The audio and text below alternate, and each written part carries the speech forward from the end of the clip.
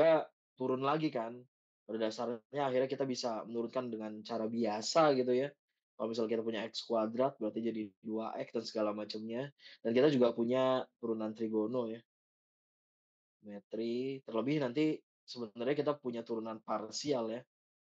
Nah, kita punya turunan satu lagi yang bernama chain rule atau aturan rantai. Nah, si aturan rantai ini sebenarnya cara mudah kita untuk, mengetahui turunan dari 2 unsur yang berbeda gitu. Nah, 2 unsurnya ini masing-masing itu memiliki kemungkinan untuk berubah, kayak gitu ya. Jadi kata-katanya di situ. Jadi kalau misalnya, secara definisi kita baca di sini ya, eee, dipanggil atau disebut chain rule kalau misalnya, dia ini memiliki turunan komposit. Jadi kata-katanya itu adalah turunan komposit. Apa sih turunan komposit? Jadi turunan komposit itu kayak misalnya 2 unsur yang, memungkinkan ya, memungkinkan, untuk berubah berubah, tapi ini berubahnya itu karena turunan ya, karena turunan. Nah, jadi karena dia berubahnya itu memungkinkan untuk berubah karena turunan, akhirnya fungsi ini disebut fungsi komposit, fungsi komposit, gitu. Jadi, sebenarnya kalau misalnya si aturan rantai ini sendiri, kalau misalnya kita baca dari segi, apa namanya, definisinya ya, aturan rantai untuk fungsi dari satu variabel memberikan aturan untuk mendiferensiasikan atau menurunkan fungsi komposit jika Y sama dengan Fx di mana, X sama dengan GT, F dan G-nya, bisa diturunkan, fungsinya ini bisa diturunkan ya. Jadi 2 unsur yang memungkinkan untuk berubah karena turunan tersebut adalah fungsi komposit ya, di TSB. Karena fung karena turunan tersebut, fungsi tersebut adalah komposit lah, intinya seperti itu. Jadi menurunkan dengan yang dalamnya ikut diturunkan, intinya kayak gitu. Jadi kalau misalnya, simpelnya kita punya Fx sama dengan misalnya kita punya 3x plus 2 kuadrat gitu. Nah kan sebenarnya kalau kita mau nurunin ini, sebenarnya kita bisa menggunakan, aturan rantai. Tapi sebenarnya ini juga kita bisa pakai apa namanya, aturan biasa kan atau turunan langsung, turunan, biasa. Nah, kalau turunan biasa ini kita harus melewati satu konsep dulu, yaitu kita harus menyederhanakan si 3x plus 2 kuadrat ini. Berarti kan kita harus ngebuat dia si fx-nya itu sama dengan 3x plus 2 terus ini 3x plus 2 gitu kan. Berarti ini kalau misalnya kita mau, bentuk sederhana berarti jadi 9x kuadrat gitu ya, ditambah sama 6x, ditambah sama, eee, 6x, ditambah sama 4 gitu kan. Nah ini kan berarti jadinya 9x kuadrat, ditambah sama 12x plus 4 gitu. Nah, berarti turunannya dari fungsi tersebut adalah berarti 18x ditambah 12. Nah, itu turunannya ya. Nah, bagaimana kalau kita menggunakan aturan rantai? Di mana sebenarnya kalau kita ngomongin si aturan rantai kan berarti kita dari definisi tadi ya, ada fungsi komposit nih, di mana ini harus diturunin gitu ya, dan ini juga harus diturunin. Gitu. Jadi ada 2 fungsi yang harus diturunin gitu. Nah, berarti kalau misalnya ini pakai turunan biasa gitu ya, kalau pakai turunan, 1 variabel nih kita ngomongin satu variabel ya, satu variabel. Nah, ini kalau kita ngomongin satu variabel, di mana kalau kita ngomongin aturan rantainya satu variabel, berarti kan kita harus ingat kalau misalnya ini bakal jadi 2 gitu, ini turunnya jadi 2 kan. Nah, si 3x-nya ini diturunin kan. 3x diturunin berarti dia bakal menjadi 3 ini untuk si 3x plus 2-nya diturunin. Berarti ada 2 fungsi, yang satunya kita turunin, terus kita turunin lagi, intinya kayak gitu ya. Nah, terus habis itu si 3x plus 2 kuadratnya ini kita turunin, berarti kan jadi 3x plus 2 kuadratnya kita turunin berarti jadi 1 kan sebenarnya. Berarti ini jadinya 6, ini jadinya 3x plus 2 gitu kan. Nah, ini bakal jadi berapa? 6 dikali 3x berarti jadinya berapa? 18x ditambah 12. Nah, sama kan hasilnya? Nah, gitu kan. Tapi ini masih mudah kalau misalnya masih bisa kita, apa namanya, kita ekspansi lah gitu, kita buka gitu si perkaliannya. Tapi bagaimana kalau bentuknya itu misalnya 3x plus, 2 tapi pangkat 10 misalnya.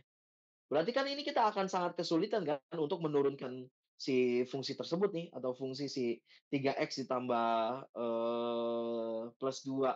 Berarti kan ini harus kita giniin kan, 3x plus 2 terus sampai ini 3x plus 2 sampai sebanyak 10 kali kan. Nah ini Kak, sangat menyulitkan kita untuk melakukan hal tersebut kan. Tapi kalau misal kita punya si, aturan rantai, maka kita tinggal melakukan 10 dikali 3 dikali 3x plus 2 pangkat 9. Bisa kan? Berarti aturan rantai ini adalah mempermudah kita ketika fungsinya itu komposit atau banyak. Ketika fungsinya banyak, kita tidak memungkinkan untuk melakukan atau membentuk si fungsinya ini jadi satu mendatar gitu. Jadi satu aja gitu atau satuan turunan gitu, ini turunannya disatuin satu ini turunannya, satu ini turunannya gitu kan. Tapi kalau bentuknya itu banyak kan kita sangat sulit kan. Makanya akhirnya kita punya yang namanya chain rule, itu. Nah, karena kita lagi ngomonginnya adalah 2 variabel, nah, maka si chain rule-nya ini nanti akan menghasilkan perubahan yang di dalam variabelnya, terus di dalam variabelnya lagi. Jadi sebenarnya kalau misalnya kita ngomongin tentang 2 variabel, gitu ya, kita ngomongin tentang 2 variabel di sini, 2 variabel. Kalau kita ngomongin 2 variabel, duh, nah, kalau kita ngomongin tentang 2 variabel, berarti sebenarnya kita punya Z, nah nanti di dalamnya dia punya variabel lagi. Variabelnya adalah si X sama si Y. Nah, nanti si X sama si Y nanti punya variabel lagi atau punya definisi lagi. Misalnya terhadap T atau terhadap T, gitu. Jadi, nantinya tuh kita bakal punya namanya pohon variabel itu sendiri. Kayak apa sih? Kayak gini nih nanti ini intinya. Nah, nanti kita bakal punya pohon variabelnya kayak gini nih. Eee, Nanti di kayaknya di next slide-nya deh. Tapi kita harus tahu dulu kalau 2 variabel berarti kita akan mempunyai, laju perubahan dari sumbu, Z dan juga sumbu T itu sendiri. Yang mana nanti ending-endingnya adalah kita akan mencari sumbu Z terhadap T gitu. Nah, tapi kalau sumbu Z terhadap T kita harus melewati si X sama si Y-nya dulu. Tuh, bayang ya. Makanya nantinya, si, chain rule-nya itu akan membentuk seperti ini. Gitu. Jadi kalau misalnya kita mau, mengatakan cenderung tuh berarti kita bakal lebih fokus ke 2 variabel yang akan menjadi, tujuan kita. Jadi tujuan kita kan sebenarnya adalah do Z per do T, gitu ya. Nah, si do Z ini sebenarnya adalah yang paling atas kan, yang paling atas. Jadi ini X, ini Y gitu kan. Nah, nanti kita punya, menurunkan si dote-nya. Nah, si dote-nya ini adalah si fungsi yang ada di dalam T itu sendiri.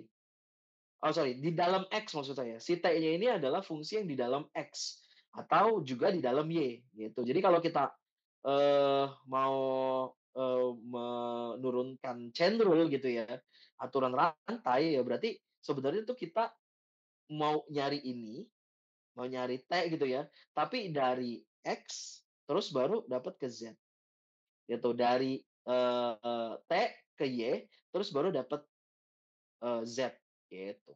Jadi sebenarnya yang kita akan lakukan, yang pertama adalah, eee, ini langkahnya ya, langkah. Yang pertama adalah kita menurunkan X terhadap terhadap Y. Oh, sorry, maksud saya Z. Nanti yang kedua, baru kita menurunkan, T terhadap, X. Yang ketiga, kita menurunkan Y terhadap Z. Yang keempat, kita menurunkan T terhadap, Y. Gitu ya, kebayang ya. Terus habis itu baru kita total. Jadi itu nanti ending-nya kalau kita baca ya, berarti, eee, Z kita turunkan, sumbu Z kita turunkan terhadap T, bacanya gitu. Sumbu Z kita turunkan terhadap T.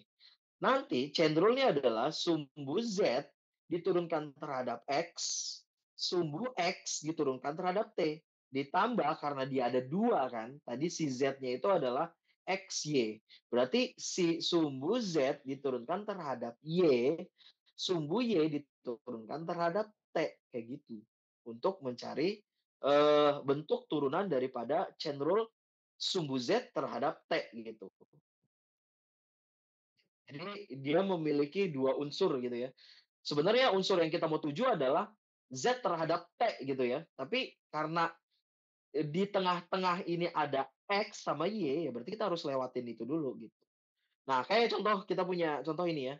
Jadi kalau Z-nya sama dengan X kuadrat, Y ditambah sama 3XY pangkat 4, di mana? Nah ini kan, di mana jadi si X-nya ini punya definisi lagi. X-nya itu punya sin 2T, Y-nya ini punya cos T. Nah, yang ditanya adalah do Z, do T, di mana T-nya sama dengan 0. Gitu. Jadi, yang pertama harus kita lakukan adalah kita harus tahu dulu, berarti si ZX-nya, ZX berarti Z terhadap X ya, turunannya berarti ya. Berarti ini bakal jadi 2X gitu ya, ditambah sama, Y. Ditambah 3Y pangkat 4. Nah, sekarang kita punya ZY. Nah, si ZY-nya ini adalah, eee, turunan terhadap Y ya berarti ya. Berarti X kuadrat karena dia habis. Ditambah berarti ini jadinya 12 XY pangkat 3. Nah, seperti itu. Ya kan? Ya, makanya ini di situ kita cari lagi setelah itu. Kita cari lagi berarti adalah ketika XT, ketika YT. XT ini adalah sin 2T gitu ya. Sin 2T ini kalau diturunin jadi cos 2T. Jangan lupa duanya di sini. Nah, bentuk ini aja itu sebenarnya adalah chain rule nih. Ini sebenarnya adalah chain rule kan. Ini adalah aturan rantai nih. Bentuk ini aja tuh sebenarnya aturan rantai. Karena 2T-nya kita turunin jadi 2 gitu kan. Terus habis itu si sin 2T-nya nih yang kita turunin, maka bentuknya akan menjadi cos 2T. Nah, si YT-nya ini adalah si cos T. Cos T ini kita turunin jadi min sin T gitu. Nah, habis itu baru tinggal dikali kan. Setelah dikali baru kita substitusi sama ketika T-nya sama dengan 0. Ketika T-nya sama dengan 0 hasilnya adalah itu ya, kebayang ya. Jadi, sebenarnya ini kayak, apa ya, kayak teka-teki gitu, kayak teka-teki, sebenarnya kita menujunya itu adalah ZT kan, Z sama T kita menujunya. Tapi kalau misalnya ini kita coret, nah ini kan ZT kan, nah ini ZT juga kan, kebayang ya? Ini ZT, ini ZT, cuman yang ini ZT dari sumbu X, yang ini ZT dari sumbu Y, gitu. Jadi chain rule-nya kayak gitu. Jadi kalaupun nanti, ini tapi nanti ya, nanti kita bakal ke sana juga. Jadi kalaupun nanti ada berbagai macam variabel, misal ada X, Y, K, L, M, ya berarti tinggal kayak gitu aja terus. Berarti do, K, berarti do, T, gitu kan. Terus misalnya ada L misalnya, berarti do Z per do L per do T gitu. Karena yang kita tuju adalah do T-nya. Kebayang ya? Mudah-mudahan kebayang. Nah, Ada juga bentuknya itu, ke real life gitu. Jadi bentar ada chat. Ada juga bentuknya real life. Pak, maaf terlambat join. Iya, Mas Utang, silakan. Ada juga nanti bentuknya real life ya. Jadi si real life-nya itu di sini dikasih tahu, tekanan dalam kilopascal, ini tekanan ya. Tekanan dalam kilopascal, volume dalam liter, dan temperatur dalam sorry, temperatur dalam Kelvin, ini mol apa? Dari suatu mol gas ideal dihubungkan dengan persamaan. Carilah laju. Nah, ini ada kata-kata laju. Laju itu kan sama dengan perubahan. Nah, perubahan dari kemarin-kemarin yang kita lakuin atau kita pelajarin itu adalah sebuah turunan. Gitu. Jadi kalau misalnya ada kata-kata laju, perubahan, ya itu adalah sebuah turunan tuh. Itu adalah konsep daripada turunan. Carilah laju perubahan tekanan ketika suhu dan meningkat pada laju dan volumenya 100 liter, volumenya 100 liter, terus ini increasing-nya, K per S-nya, ini berarti suhu per waktu kan 0,1, ini volumenya, dan ini adalah, volume per waktu. Jadi ada beberapa turunan tuh. Turunan yang pertama adalah, ini dia nih, si, bukan volume, tapi temperatur, berarti ini do T per do T, T-nya T kecil ya. Berarti ini temperatur terhadap waktu. Ini turunan nih. Terus yang kedua, turunan volume terhadap waktu. Nah, ini turunan juga kan, sama kan? Jadi dari konsep ini kita udah tahu, oh ini mah turunan gitu. Nah, dari sini kita punya fungsi equation-nya tuh ini. PV sama dengan 8,31 T. Berarti ini adalah, persamaannya. Di mana karena kita mau carinya itu adalah mana tadi tuh, find the rate, at which the pressure, berarti pressure-nya tekanan kan. Tekanan per waktu, berarti do per do T, kebayang ya? Nah, dari sini berarti kita harus punya turunan daripada T-nya, turunan tekanan pada temperatur atau suhu, turunan tekanan pada volume. Kebayang ya? Karena nanti bentuk rumusnya bakal jadi kayak gini nih. Nah, gitu kan. Nah, gitu.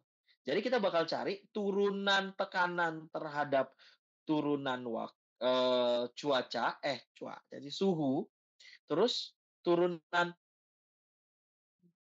oke, Mas. Terus ini turunan, apa namanya, turunan tekanan terhadap volume. Nah, nanti yang udah kita ketahui, kan ini yang udah kita ketahui nih kan, turunan, eee, temperatur terhadap waktu, tiba-tiba saya nge-freeze, turunan volume terhadap waktu, itu udah diketahui nih. Berarti yang belum kita ketahui adalah ini 2 nih, ini belum diketahui dan ini dia belum diketahui. Nah, gitu. Nah, dari sini mari coba kita cari. Nah, kita punya equation-nya adalah atau persamaannya adalah si P sama dengan 8,31 T per V. Nah, gitu ya. Dari T per V ini berarti kan kita punya 2 kemungkinan. Yang pertama adalah turunan, tekanan terhadap temperatur atau cuaca, berarti kan jadinya 8,31 per V, gitu ya. Karena T-nya nih bakal habis. Nah, sekarang kita punya satu lagi, temperatur temperatur udah, sekarang kita ke, volume. Nah, itu ya. Berarti kita terhadap volumenya nih. Nah, karena bentuknya adalah 8,31 per, nah bentuknya volume gini kan. Nah nah ini bentuknya akan menjadi U per V, gitu. Nah, si U per V turunannya itu akan menjadi U aksen V dikurang V aksen U per V kuadrat. Nah, ini dia turunannya. Harus bayang ya, gitu. Nah, dari sini berarti kita coba cari dulu ya. Berarti karena U-nya itu adalah si 8,31 T, nah yang diturunin adalah U aksen. Karena dia nggak punya V, berarti kan nol kan? Berarti nol dikali atau saya ke sini dikit lah, biar cukup. Berarti kan ini jadinya nol dikali U. U-nya mana? U-nya itu berarti bukan U tapi V maksudnya. Yang ada dasinya nih berarti V ya. Berarti dikali sama V kan? Karena V-nya itu adalah V. Dikurang V aksen. V aksennya kan satu. Nah, U-nya ini adalah si 8,31 kan? Ini dikali ya. T. Nah, gitu. Karena ini dikurang, maka ini hasilnya adalah minus nanti nih. Nah, ini V kuadrat tinggal tulis gini kan. Nah, makanya dia endingnya bakal jadi minus 8,31 T per V kuadrat. Atau kalau dia di situ nulisnya adalah minus 8,31 T V-nya pangkat minus 2. Jadi itunya ke atas ya. Dari sini sebetulnya kita udah dapat nih semuanya nih. Ini kita udah dapat semuanya.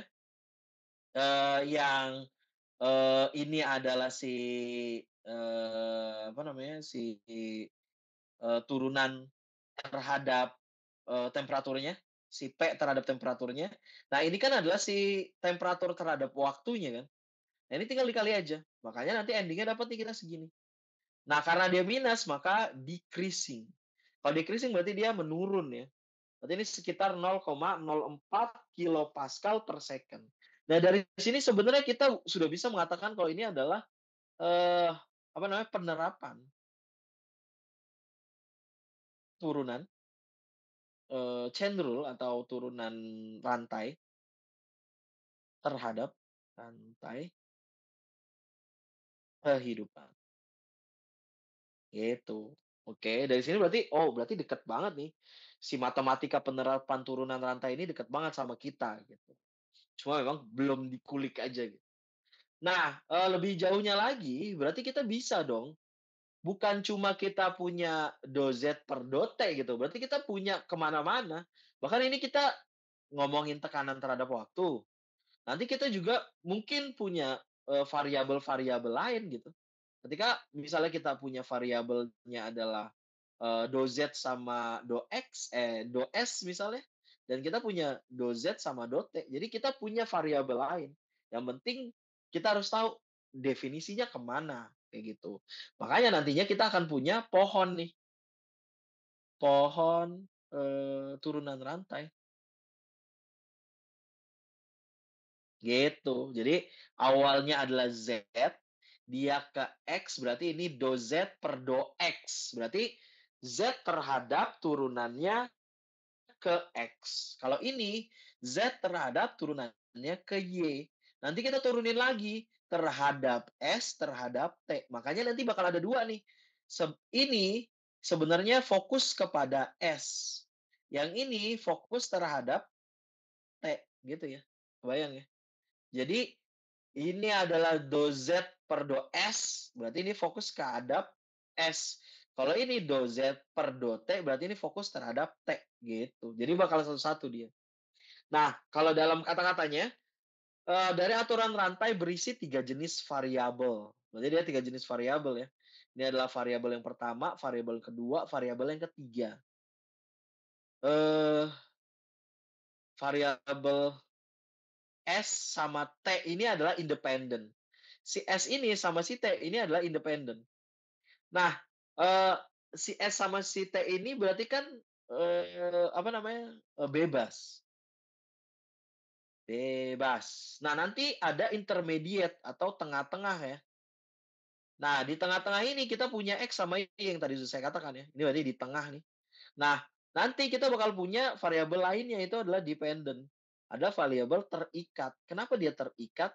Karena hasilnya si Z ini akan sangat berpengaruh sama si S, sama si T, sama si X.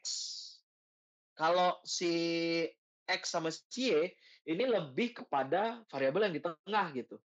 Kalau misalnya si Z ini, si terikat ini, berarti sangat berpengaruh sama si S, si T, sama si X, sama si Y gitu ya. Jadi ada 2 tingkatan tuh ya. Ada 3 tingkatan, sorry, dari situ. Jadi, kita memungkinkan untuk main kemana mana main ke variabel apapun. Pun lagi, secara general, chain rule, kita bisa memiliki bentuk dengan berbagai macam. Bukan berbagai macam ya, tapi sebanyak apapun variabel. Bentuk dengan sebanyak apapun variabel bisa diturunkan dengan, chain rule. Nah ini dia, jadi obatnya itu gitu. Jadi kalau misalnya kita punya cuman ZX aja, sorry, ZS aja, berarti ini adalah ngomongin si S di X, ini ngomongin si S di Y. Bayang ya? Berarti kalau misalnya nanti bentuknya adalah, X, Y, Z, K misalnya ya, atau Z-nya nggak usah. Karena Z-nya bakal punya si fungsi atasnya kan, K misalnya.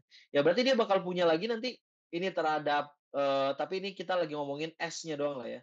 Ini nanti kita ngomongin tentang S-nya terhadap S-nya, S-nya terhadap Y-nya, S-nya terhadap K-nya. Makanya secara general, itu seberapa pun banyaknya bisa diselesaikan. Ini jadi misalnya ya, ini untuk variabel yang pertama, ini untuk variabel yang kedua, nanti ini untuk variabel ketiga, nanti ini untuk variabel ke N, yang kita nggak tahu bentuknya apa. Misalnya bentuknya adalah ya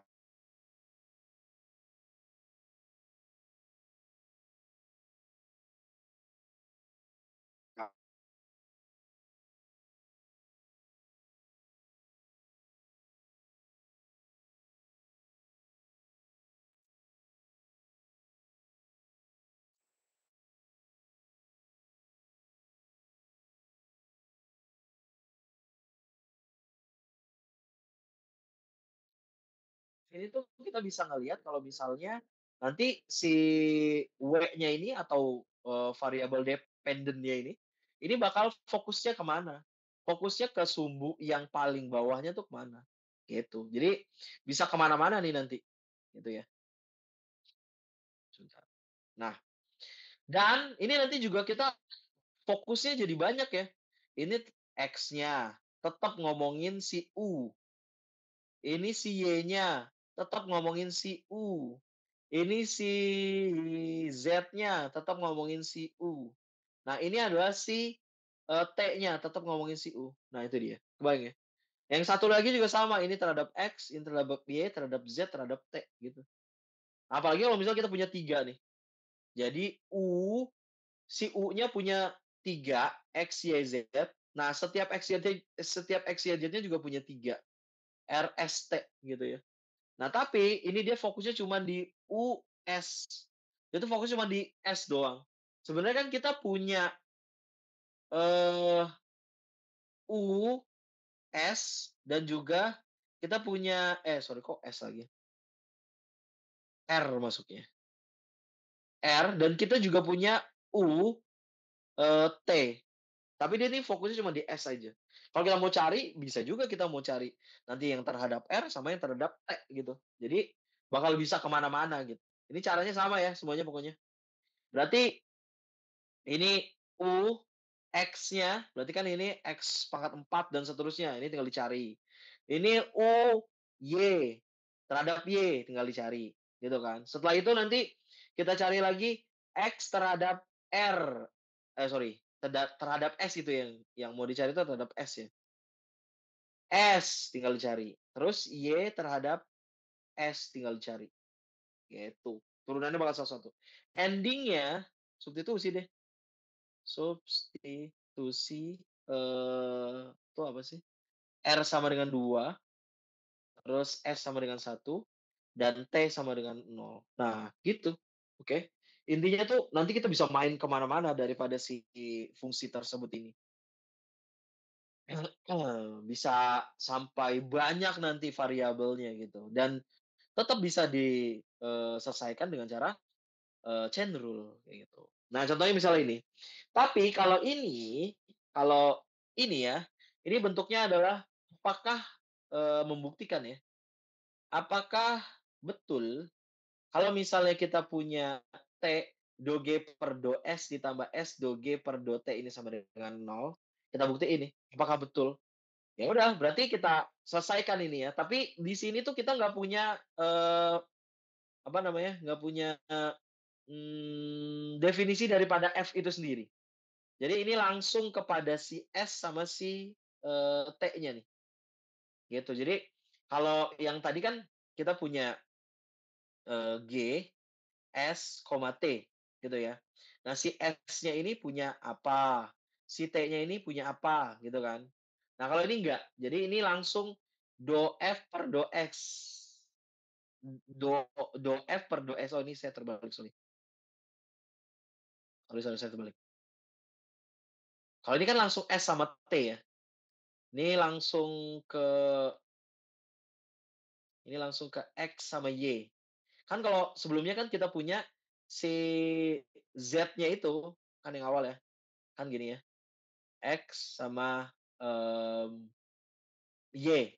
Nah, ini kan berarti S-nya ada S sama T, si Y-nya juga ada S sama T. Nah, kalau sebelum-sebelumnya si Z-nya ini punya nih, apa gitu. Nah, kalau, yang sekarang Z-nya nggak punya. Maka Z kalau misalnya Z-nya nggak punya, kita tinggal bentuk aja dia menjadi do F per kita mau cari apa. Kalau fokusnya di X, berarti do X gitu, kebayang ya. Kalau misalnya bentuknya di Y, berarti do Y, gitu ya. Karena dia nggak punya, eee, definisi daripada si Z-nya. Kalau tadi kan ini ada nih si Z-nya. Nah, ini kan ada nih si U-nya. U-nya ada, X-nya ada, Y-nya ada. Kalau sekarang tuh nggak ada, yang ada cuman X sama Y-nya aja gitu. Jadi si, mmm, penye definisi daripada si G-nya itu nggak ada, gitu. Makanya di sini tinggal ditulis do F per do X, gitu. Yang udah diketahui cuman, yang udah, ada definisinya adalah si X-nya sama si Y-nya, gitu. Makanya ketika dia fokus di S, ini kan fokus di S ya. Ketika ini fokus di T gitu. Nah, ini si X sama si Y-nya. Nah, kan harusnya adalah, turunan terhadap X daripada si F itu sendiri kan. Turunan terhadap X daripada si F, turunan daripada Y daripada si F itu sendiri. Atau tadi kita ngomong F-nya itu adalah si G kan. Karena yang paling atasnya itu si G. Sorry, ini yang paling atasnya G ya. Nah, karena ini dia tidak terdefinisi sama sesuatu, ya maka kita tinggal tulis saja ini adalah do F-nya aja. Do F kita turunin terhadap X, do F kita turunin terhadap Y. Ke situ ya. Dari situ yang bisa kita turunin kan cuma satu kan, yaitu ketika si do X-nya aja yang bisa kita turunin. Berarti ini adalah turunan daripada si do X-nya, ini adalah turunan daripada si do Y per S-nya. Oke, dari situ. Nah juga sama, ini turunan terhadap, eee X sama T-nya, terus ini terhadap Y sama T-nya. Nah, nanti ini kalau misal kita masukin ke persamaan, masukkan ke persamaan. Nah, ini kalau kita masukin ke persamaan, maka dia akan sama dengan nol. Berarti terbukti ya. Berarti kita tahu nih kalau misalnya bentuknya nanti akan, eee eee, dikali sama bentuk yang lain, karena kan ini perhatiin deh, ini kan ketika do G sama S dikali sama T. Ini ketika do G, eee sama T dikali sama S gitu. Jadi kalau misalnya bentuknya itu turunan terus dikalikan sama, variabelnya, ditambahin sama turunan dikalikan sama variabelnya. Nah, kalau misalnya variabelnya dituker, dengan turunannya yang udah kita cari tadi, ini hasil bakal nol, bayang ya. Itu kalau misalnya, kita mau misalnya, eee, simpelnya gini ya, kalau kita mau kalau kita mau yang ini nih ya, kalau kita mau yang ini, ya kan, si S, tapi si S-nya ini kita kali sama si T. Tapi kalau misalnya terus dikurang, kurang ya, dikurang, terus kita mau yang ini nih, yang ini sama yang ini, tapi dia dibalik jadinya, turunannya ya jadi dibalik. Berarti ya sebenarnya sih kalau dari sini aja udah kelihatan kan harusnya. Berarti ini T dikali sama S. Ini tapi turunannya ya. Yang ini adalah turunannya. Turunan. ini juga sama, ini turunannya. Nah, ini kalau dikurangin ini asal dari nol. Sebenarnya sih ini konsepnya aja udah pasti bakal nol kan, tapi, kita bisa menemukan kalau itu adalah pasti nol, kayak gitu ya. Nah, sekarang kita mau ngomongin tentang yang lebih dalam lagi, yaitu kita bakal ngomongin tentang, eee eee, second order partial derivative. Jadi kita bakal ngomongin tentang turunan kedua. Nah, jadi ini harus diperhatikan banget banget nih. Jadi si turunan kedua ini nanti, bakal ada 2 penyelesaian. Jadi penyelesaian yang pertama, itu ketika, memang bentuknya udah sampai di situ gitu, udah diturunin. Tapi turunan yang keduanya, ini turunan kedua, ini bentuk penyelesaiannya ya, sama turunan kedua total. Nah ini, jadi ada 2 solusi ya. Solusi. Jadi solusinya ada 2 nih. Yang pertama adalah turunan kedua, ya ini sebenarnya udah betul gitu. Tapi, kalau misalnya kita mau lebih detail lagi, kita mau kejar dia sampai ke akar-akarnya, ibaratnya kayak gitu ya. Berarti kita harus nyari turunan yang kedua, tapi dia totalnya. Totalnya kita cari. Jadi yang bakal, apa namanya, yang bakal terjadi akan seperti ini. Yang pertama kan kita cari dulu nih si chain rule-nya daripada si do Z per do R. Kita fokusnya berarti di R ya. Nah, kita fokusnya di R. Seperti biasa ini adalah notasinya, sama kayak tadi ya, karena dia ini tidak terdefinisi, jadi bentuknya coba kayak gini aja, karena Z tidak ada ibaratnya tidak ada hitungannya ya, tidak ada, definisinya. Ibaratnya nggak ada hitungannya. Jadi dia tulisnya cuma do Z per do X. Nah, ini adalah turunan daripada R terhadap X, ini adalah turunan terhadap, Y, turunan R terhadap Y gitu ya. Nah, nanti ending-nya jadi kayak gini kan. Nah, ini dia hasilnya nih, ini dia hasil ya, sorry. Nah, ini dia hasilnya ya. Nah, coba perhatiin ini. Nah, ini baru si do Z per do R, ini baru si do Z per do R. Yang kita mau cari adalah do kuadrat Z per do kuadrat R. Berarti kan tinggal dikali sama do per do R. Bayang ya. Makanya kalau misalnya diperhatiin, nanti tuh bentuknya kan bakal kayak gini nih. Ini do dikali sama 2R, sorry, do R dikali sama 2R do Z per do X ditambah 2S do Z per do Y. Nah, itu ya. Nah, ini kan sebenarnya kalau misalnya kita kalikan pelangi, bentuknya jadi kayak gini kan. Do, do atau 2R-nya kita taruh depan aja biar lebih mudah. Berarti ini 2R do do R do Z per do X. Nah, gitu ya. Terus ditambah sama, 2S-nya kita taruh depan, berarti do per do R do Z per do Y. Nah, ini perhatiin. Jadi, sebenarnya kita akan disuruh nurunin 2 kan. Pertama ini, yang kedua ini nih. Kita turunin 2 kali deh. Ini kan, sama ini. Nah, gitu. Jadi, yang akan kita lakukan adalah kita turunin yang pertama nih. Pertama adalah kita turunin terhadap do, terus kita turuninnya adalah terhadap R. Kalau ini terhadap R, maka masih ada kan, terhadap R kan ini. Berarti ini hasilnya jadi 2 sorry, karena R-nya ini udah nggak ada, do per do R-nya ini udah nggak ada, maka dia jadinya do Z per do X gitu. Nah, ditambah sama, nah ini turunan terhadap do Z per do X, turunan Z terhadap X. Tapi karena dia di sini nggak punya X, ya berarti ini bakal kita implisitin, ya kan? Ini bakal kita implisitin, maka yang bakal terjadi adalah bentuknya akan menjadi do, ya, do per do R do Z per do X. Nah, gitu kebayang ya.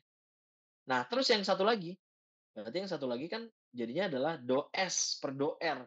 Nah, karena ini kita turunin terhadap R, maka dia nggak ada nih terhadap R. Karena dia nggak ada terhadap R, maka ini bakal jadi nol, gitu. Nah, yang ini kan bakalan implisit nanti nih, implisit. Nah, si implisit juga, ini juga bakal berlaku sama dia nih.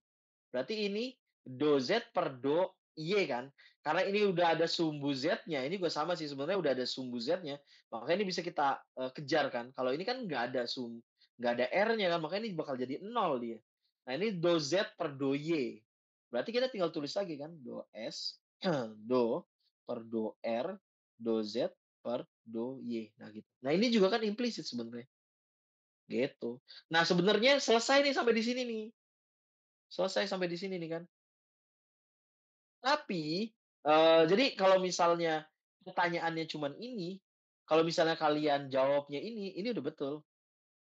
Misalnya nanti pertanyaan saya adalah, mau dia notasi atau bentuknya nggak notasi ya, bentuknya adalah turunan kedua dari, bentuk ini nih. Berarti ini udah betul nih, segini aja udah betul, gitu. Tapi kalau misalnya saya nulisnya adalah bentuk turunan kedua bentuk turunan total kedua dari bentuk ini. Ya berarti kalian nggak boleh selesai sampai di sini.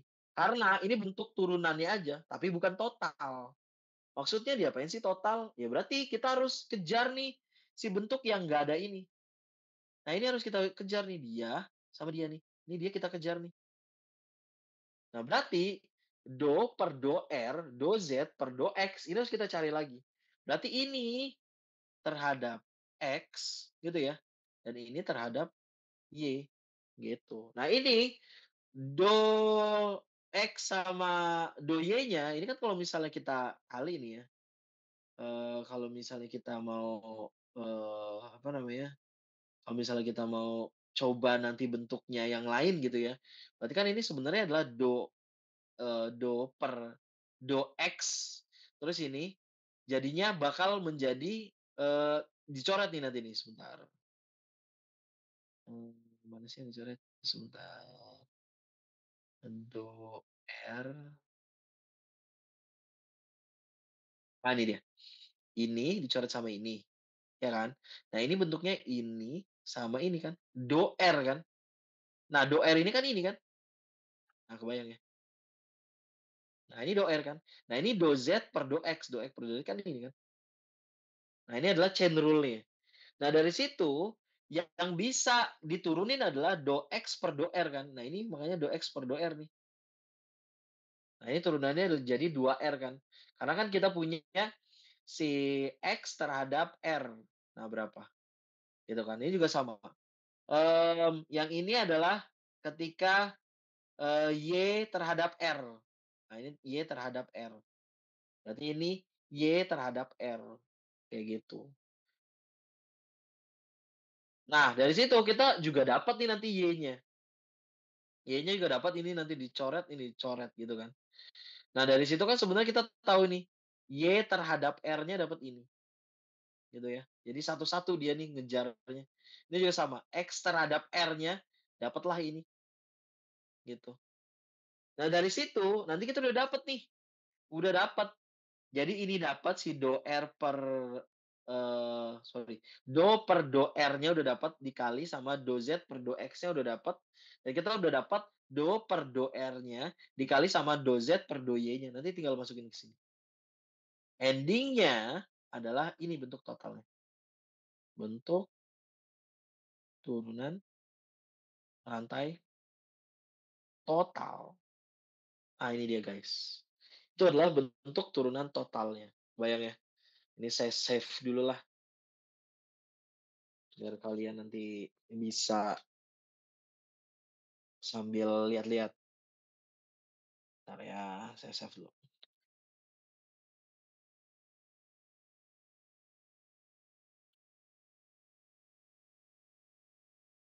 Oke ya, mudah-mudahan masih aman semuanya, masih lancar semuanya. Sebenarnya ini cuma kayak logika aja gitu, logika yang, oh dari sini ke sini bisa dijelasin pakai ini, oh dari sini ke sini bisa dijelasin pakai ini. Intinya sih matematika bakal ngomongin ke sana gitu, nggak bakal jauh-jauh kemana mana. Karena dia cuman ngomongin tentang, "Oh ini generalnya, oh ini umumnya." Kalau kita udah punya bentuk yang general, maka kita bisa main kemana mana gitu, dengan cara bebas. Sebentar lah, saya mau minum dulu.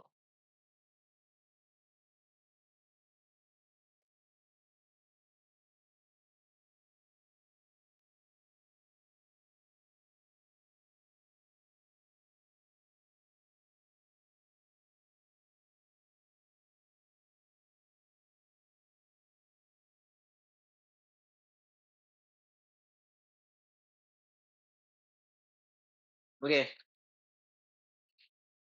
lanjut. Sekarang kita ada di, materi yang sebenarnya kemarin udah ya, tapi ini sedikit diperdalam lagi, yaitu kita ngomongin tentang implicit diferensiasi. Jadi, kalau mau ngomongin implisit, sebenarnya implisit itu sendiri adalah, eee, sebuah konsep matematika, sebuah fungsi implisit adalah fungsi yang mana variabel tak bebas tidak diberikan secara eksplisit dalam bentuk variabel bebas. Itu ya, di sini ada kata-kata. Process implicit differentiate that was introduced, we suppose to an equation fx define-nya tetap, implisit gitu. Jadi dengan kata lain, secara bahasa mudahnya, ini kayak kita tetap tetap, tepat lagi, tetap menurunkan fungsi, tetapi, syaratnya fungsi tersebut tidak, atau tertera ya, atau fungsi tersebut eksplisit, tertera fungsinya atau, apa namanya, eee, apa namanya, ya boleh sih dibilang, fungsi tersebut tetap tertera fungsinya, bolehlah fungsinya. Ya intinya sebenarnya kayak gitu ya, atau kita ngomonginnya eksplisit ya, bukan implisit tapi eksplisit, eksplisit. Nah, intinya kayak gitu. Jadi tetap kita turunin walaupun sebenarnya nggak ada fungsinya, tapi syaratnya fungsinya jadi eksplisit gitu, nggak jadi bebas. Kalau misalnya kita punya misalnya 3x, y kuadrat misalnya. Nah, kita mau turunin terhadap x misalnya lah ya. Berarti kan sebenarnya konsepnya adalah yang bebas kan bentuknya jadi kayak gini kan, 3y kuadrat. Nah, ini yang bebas nih, bebas, gitu kan. Tapi kalau misalnya kita mau implisit implisit. Kalau kita mau implisit padahal kita fokusnya ke X, berarti dia bakal jadi, 6 X, Y. Nah, karena ini dia bentuknya adalah implisit, maka kita harus terterakan fungsinya. Jadi syaratnya fungsi tersebut tertera fungsinya. Fungsinya berarti apa? df per dy, gitu. Karena si dy-nya ini kita mau mau, si dy-nya ini kan yang kita turunin, gitu. Jadi bentuknya akan seperti itu. Nah sebenarnya kemarin kita udah, apa namanya, kita udah kejar atau kita udah cari, gimana caranya, kemarin kan udah ya, yang kita, lakukan adalah kemarin yang kayak gini kan, df sama dengan dy, nah itu berapa kan. Tapi ada bentuk yang lebih gampang sebenarnya, bentuknya jadi kayak gini.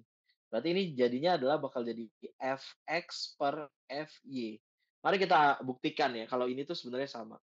Misalnya yang kita mau cari implisitnya terhadap y ya, berarti X-nya itu nggak implisit ya. Nah, berarti, misalnya kita kejar yang itu aja deh. Ini adalah X pangkat 3 ditambah Y pangkat 3. Itu pangkat 3 kan. Nah, sama dengan 6XY. Yang implisitnya adalah yang Y ya. Berarti ini adalah 3X pangkat 2 ditambah, eee, ini berarti jadinya adalah implisit nih karena dia punya Y ya, berarti ini jadinya 3Y pangkat 2 DF per DY.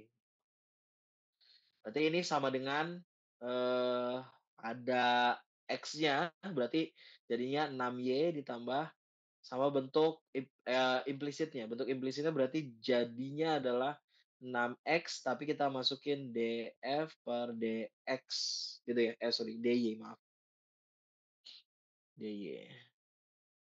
Nah, gitu ya. Nah, ini kan kita harus, bentuk dia menjadi, implisit dan eksplisit ya. Kalau implisitnya berarti kita ke pindah ruas saja, DY.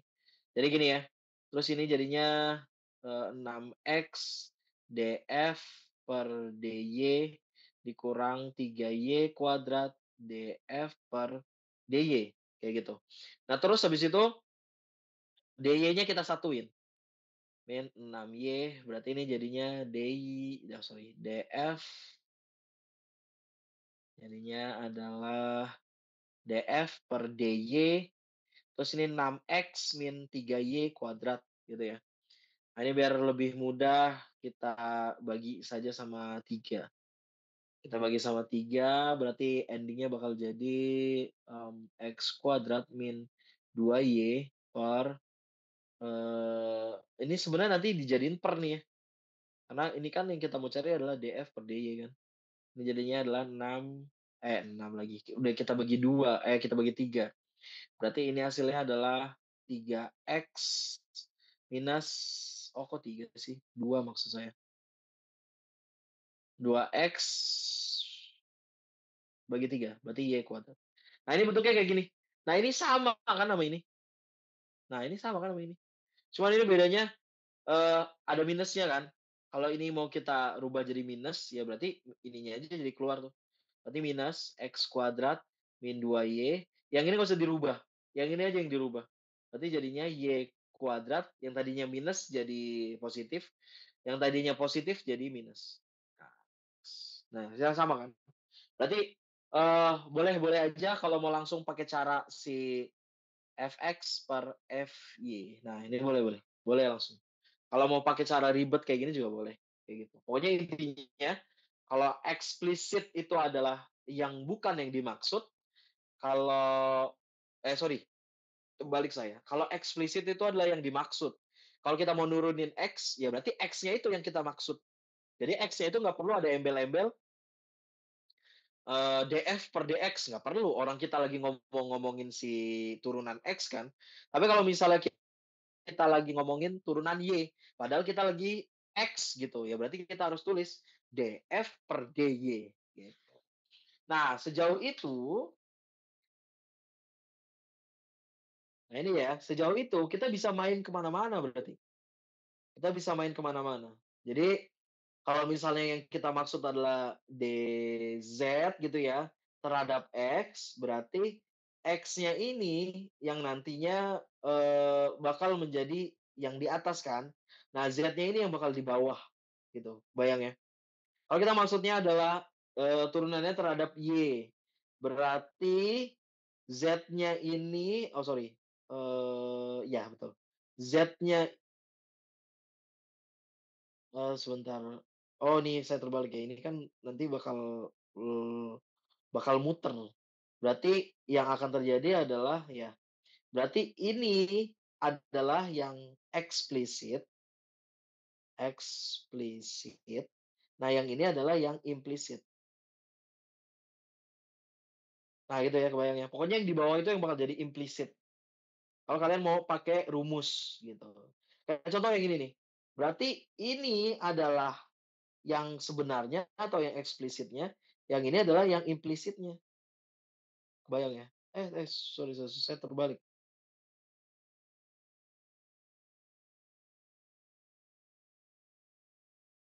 Oh, saya terbalik terbalik terbalik terbalik.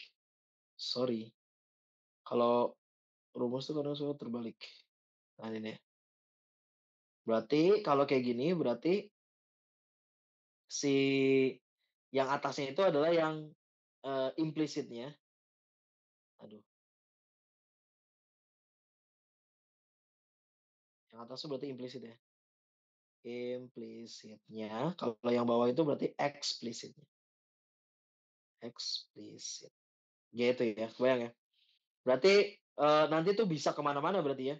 Kalau kita punya X, Y, Z gitu ya, berarti ini bisa ke mana-mana. Berarti bisa aja nanti jadi X per Y, berarti ini yang eksplisitnya yang bawah nih. Ini berarti eksplisitnya eksplisit lagi, implisit kok terbalik-balik sih. Ini implisit, nah gitu ya. Nah nanti juga bisa fx, Z gitu, berarti si Z nih jadi implisit nih. Atau bisa juga jadinya FY, Fx, berarti ini yang jadi implisit, gitu. Tinggal dimainin aja, fokusnya mau kemana kayak gitu ya. Nah ini dia, kita masuk ke, eee, ending kita bakal ke sana-sana lagi ya. Karena kemarin kita fokusnya ke vektor, jauh-jauh ke turunan, ke integral, ending kita bakal ke vektor lagi. Nah, jadi di materi ini diperes lagi. Jadi ternyata ada yang namanya turunan berarah. Turunan berarah. Nah, ya udah tentu kalau ada turunan berarah, berarti kan ini adalah laju perubahan yang memiliki arah. Nah, kalau laju perubahan yang memiliki arah, ya berarti ini adalah vektor. Nah, gitu. Nah, kalau gradien ini sendiri, ini adalah, kemiringan ya, kemiringan kemiringan, gitu, atau slope. Mari kita baca dulu. Jadi, ini juga salah satu penerapan daripada si turunan parsial, terlebih lagi kita lagi ngomongin turunan rantai gitu ya. Jadi ceritanya adalah peta cuaca di gambar ini menjelaskan tentang kontur map atau, peta kontur gitu ya, untuk negara bagian California dan Nevada pada pukul 3 siang, 3 sore berarti ya, di bulan Oktober. Kurva level atau isotermal menghubungkan lokasi dengan suhu yang sama.